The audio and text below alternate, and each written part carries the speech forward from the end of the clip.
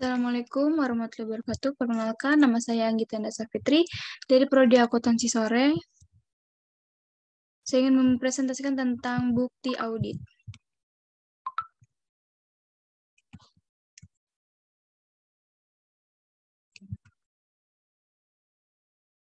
Pengertian audit. Auditing adalah suatu proses yang sistematik untuk memperoleh bukti secara objektif mengenai asersi-asersi kegiatan dan peristiwa ekonomis dengan tujuan untuk menetapkan tingkat kesesuaian antara asersi-asersi tersebut dengan kriteria yang telah ditetapkan sebelumnya, serta penyampaian-penyampaian hasilnya kepada pihak-pihak yang berkepentingan.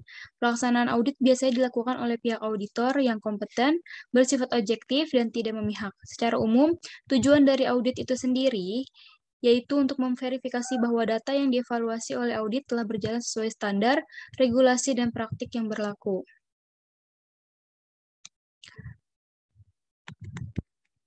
Perbedaan antara audit dengan akuntansi, yaitu audit dan akuntansi adalah istilah yang sering muncul pada kajian bidang ilmu bisnis. Pada dasarnya, kedua istilah tersebut memiliki tujuan dan metode yang berbeda.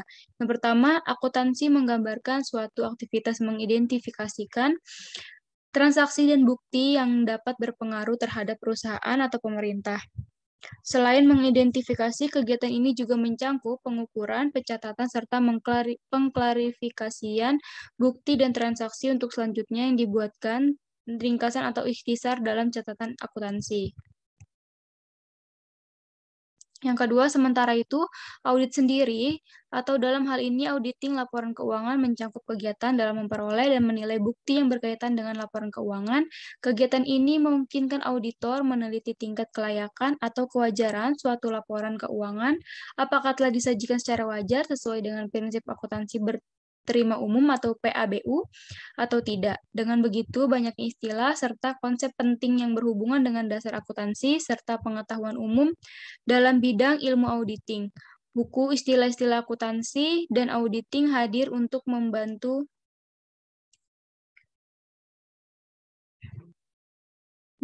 Gramet memahaminya dengan lebih mudah. Opini wajar tanpa pengecualian. Jenis opini ini diberikan oleh auditor tanpa suatu keberatan apapun atau ikhtisar keuangan yang disajikan oleh pihak manajemen.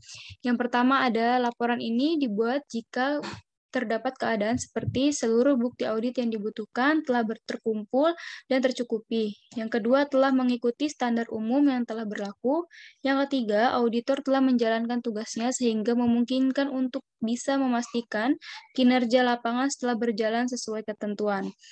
Yang keempat, laporan keuangan telah sesuai dengan prinsip akuntansi yang berlaku secara umum di Indonesia dan ditetapkan secara konsisten pada laporan-laporan sebelumnya. Yang kelima, tidak adanya ketidakpastian yang cukup berarti atau no material uncertainties tentang perkembangan ke depan yang belum bisa diprediksi sebelumnya atau dipecahkan secara memuaskan.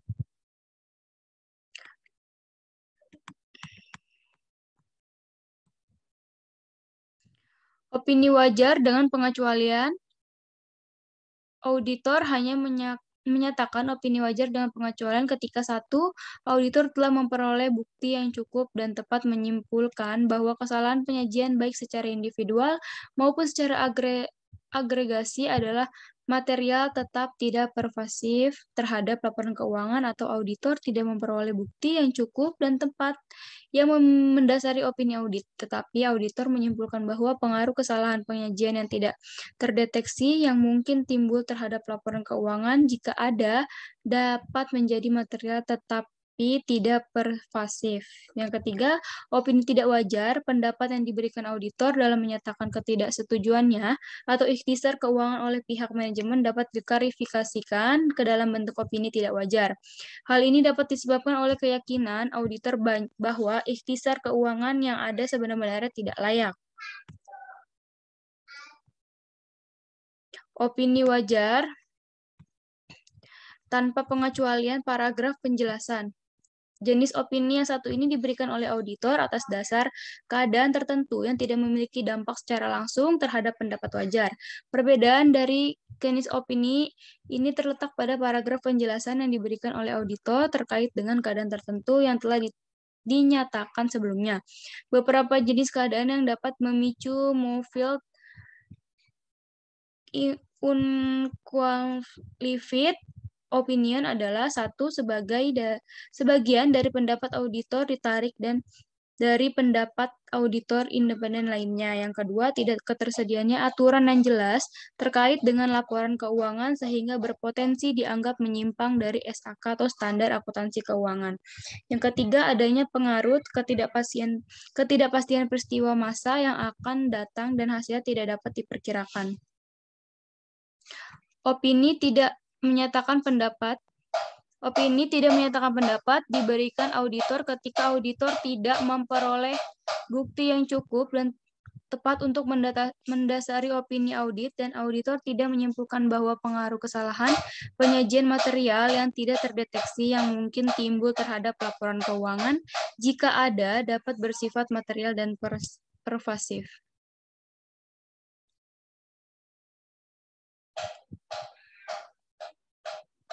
Tujuan dari melakukan audit, tujuan utama dari aktivitas audit keuangan yakni untuk mengetahui, menginformasi mengenai persediaan, harga yang telah ditetapkan, serta jumlah aset perusahaan telah benar adanya atau sesuai dengan keadaan dan kejadian yang sebenarnya. Agar dapat lebih memahami tujuan dari audit. Tujuan-tujuan audit yang pertama ada kelengkapan, yang kedua ada ketetapan, yang ketiga eksistensi, yang keempat penilaian, yang kelima pengungkapan, yang keenam klarifikasi, yang ketujuh pisah batas.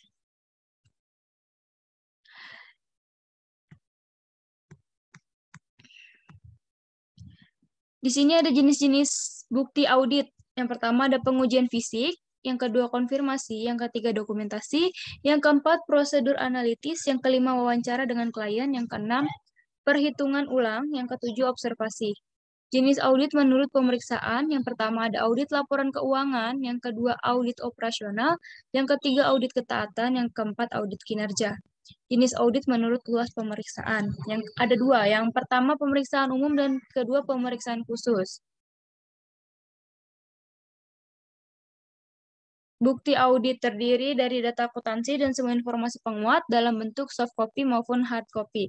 Data akuntansi, yang pertama ada buku jurnal, yang kedua buku besar dan buku pembantu, yang ketiga buku pedoman akuntansi, yang keempat buku memorandum atau catatan tidak resmi dan lain-lain, yang kelima informasi penguat, yang keenam dokumen yang berisikan cek, faktur, notulen rapat, dan surat kontrak. Yang ketujuh, konfirmasi pernyataan tertulis dari pihak yang mengetahui. Yang kedelapan, informasi dari hasil wawancara. Yang kesembilan, informasi lain. Prosedur audit mencocokkan. Yang pertama, mencocokkan. Dibagi lagi menjadi dua. Yang pertama, memilih ayat-ayat jurnal tertentu dalam catatan akuntansi. Yang kedua, mendapatkan dan menginspeksi dokumen yang menjadi dasar pembuat ayat jurnal tersebut untuk menentukan validasi dan ketelitian transaksi yang dicatat. Yang kedua ada mengamati, meliputi tindakan melihat dan menyaksikan pelaksanaan sejumlah kegiatan atau proses. Yang ketiga mengerjakan ulang perhitungan dan merekonsiliasi yang dilakukan klien. Yang keempat teknik audit berbantuan komputer, menggunakan perangkat lunak komputer untuk melakukan berbagai prosedur audit seperti perhitungan dan membandingkan dalam prosedur analitis, melakukan sampel pemilihan piutang dagang untuk konfirmasi, membandingkan elemen-elemen data dalam file yang berbeda untuk memeriksa kecocokan. Terima kasih, kurang lebihnya mohon maaf. Wassalamualaikum warahmatullahi wabarakatuh.